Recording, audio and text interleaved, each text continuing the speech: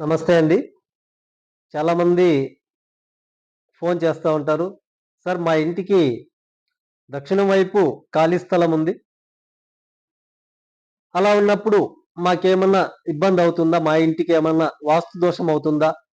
అని అడుగుతా ఉంటారు. అలాగే దక్షిణం గాని, అలాగే పడమర గాని ఈ 2 దిక్కుల్లో ఖాళీ స్థలం ఉన్నప్పుడు మన ఇంటికి వాస్తు దోషాలొస్తాయని చాలామందికి అనుమానంతో ఫోన్ చేస్తా ఉంటారండి. ఇది ఎప్పుడు గూడా ఇలాంటి అనుమానాలైతే ఏం పెట్టుకోవద్దండి.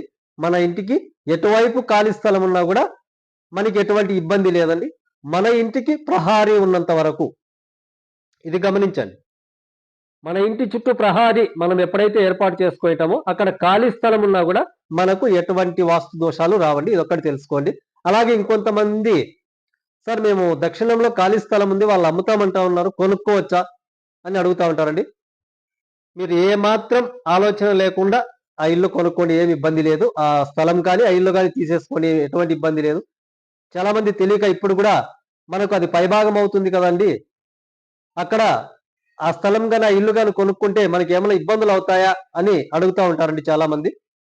ఇది ఏమాత్రం మీరు దీన్ని గురించి మీరు సంశయపడకుండా మీకు ఆ ఇల్లు గాని, ఆ ఫ్లాట్ గాని నచ్చితే మాత్రం తీసేసుకోండి. ఎటువంటి ఇబ్బందులు లేదు. మీ ఇంటికి ప్రహారీ ఉన్నంత వరకు మాత్రమే. ఇది గమనించండి. కాబట్టి ఈ దక్షిణ, పడమర స్థలం అనేవి చాలా మంచివేనండి. ఇవి ఎవరో కొంతమంది క్రియేట్ చేసి ఇలా ఇటువైపు ఖాళీ ఉండకూడదు, ఈ స్థలం కొనుక్కోవద్దు అని వాళ్ళకి వాళ్ళు సొంతంగా క్రియేట్ చేసి ప్రజల మీదకి ఇలా వదిలేశారు. ఆ అనుమానంతో చాలా మంది పాపం దక్షిణం, పడమర అంటేనే అది ఎంత మంచి స్థలమైనా సరే దక్షిణం, పడమర అంటేనే భయపడి వదిలేస్తా ఉన్నారండి. మీరు అమాయకులని నేను చెప్తానండి. కాబట్టి దక్షిణ, పడమర స్థలం గాని, ఇల్లు గాని ఎలా ఉన్నా గూడా మీకు నచ్చితే మాత్రం తీసేసుకోండి. ఎటువంటి వాస్తు దోషాలు రావండి.